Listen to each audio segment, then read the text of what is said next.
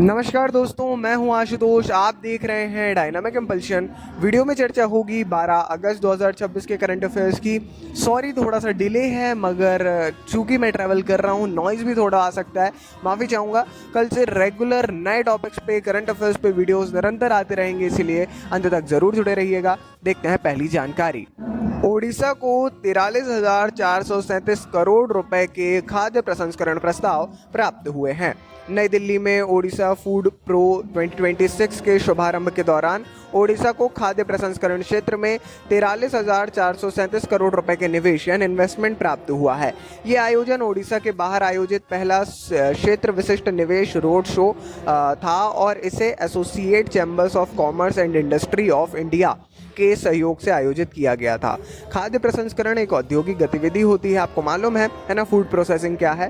कृषि उत्पादों को खाने योग्य या आप कह सकते हैं अर्ध प्रसंस्कृत उत्पादों में परिवर्तित करती है ना। प्रोसेसिंग है और कुछ नहीं।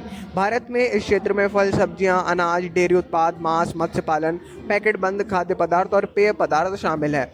इसी से जुड़ा एक बड़ा इन्वेस्टमेंट ओडिशा को मिला है।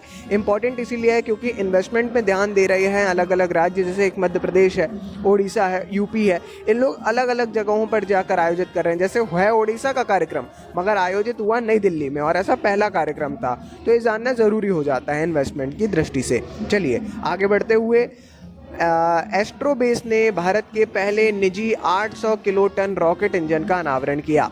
बेंगलुरु स्थित एस्ट्रोबेस स्पेस टेक्नोलॉजीज ने भारत के पहले निजी तौर पर निर्मित 80 टन श्रेणी के full flow staged combustion rocket engine Everest का अनावरण किया है। एस्ट्रोबेस है ये कंपनी, ठीक है। तो ये इंजन तरल ऑक्सीजन और तरल मीथेन का उपयोग करता है, 800 किलो न्यूटन का थ्रस्ट उत्पन्न करता है और इसे पुनः प्रयोज्य मध्यम लिफ्ट प्रक्षेपण यानों के लिए डिज़ाइन किया गया है।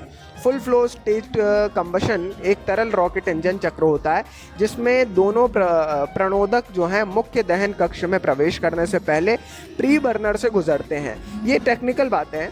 ये चक्र उच्च प्रदर्शन वाले इंजनों में उपयोग किया जाता है और सरल ईंधन चक्रों की तुलना में उच्च एक दक्षता और क्षमता और कम ऊष्मीय तनाव से जुड़ा है। तो ये ज़रूरी हो जाता है इसके बारे में जानना। बेंगलुरु की एस्ट्रोबेस स्पेस टेक्नोलॉजीज कंपनी है और निजी तौर पर इसको विकसित किया है। ये पहला निजी तौर पर विकसित ऐसा 80 टन श्रेणी का full flow stage combustion engine है, तो ज़रूरी है जानकारी, ठीक है। आगे बढ़ते हुए अगली जानकारी। आशीष यादव ने भारत के लिए दूसरा अंडर 20 विश्व भाला फेंक पदक हासिल किया है। भारतीय एथलीट आशीष यादव, इन्होंने 2026 में यूजीन ओरेगन में आयोजित विश्व एथलेटिक्स अंडर 20 चैंपियनशिप में पुरुषों की भाला फेंक स्पर्धा में रजत पदक हासिल किया है। उनका सर्वश्रेष्ठ थ्रो 74.09 मीटर था, जो उन्होंने 7 अगस्त को आयोजित फाइनल में अपने तीसरे प्रयास में हासिल भी कर लिया। विश्व एथलेटिक्स अंडर 20 चैंपियनशिप 20 वर्ष से कम आयु के, आपको मालूम है, एथलीटों के लिए एक वैश्विक ट्रैक और फील्ड प्रतियोगिता है ना। इसका आयोजन विश्व एथलेटिक्स द्वारा किया जाता है और इसमें स्प्रिंटिंग, मध्यम दूरी की दौड़, कूद, भाला फेंक और संयुक्त स्पर्धाएं शामिल होती हैं। तो ये एक ज़रूरी चीज़ है। स्पोर्ट्स के तौर पे स्पोर्ट्स न्यूज़ आज के समय बहुत इंपॉर्टेंट रोल प्ले कर रही है, जैसा हमको कॉम्पिटिटिव एग्जाम में भी आप देख पाएंगे। प्रीवियस ईयर में थोड़ा कम रहता था, मगर अभी थोड़ा ज़्यादा देखने को मिल रहा है, तो वो आपको थोड़ा सा फोकस करना है। अभी कॉमनवेल्थ हुए हैं, अलग अलग चैम्पियनशिप्स लगातार जारी हैं, तो वो थोड़ा पढ़ते रहिए उसके बारे में। बढ़ते हैं आगे अगली जानकारी।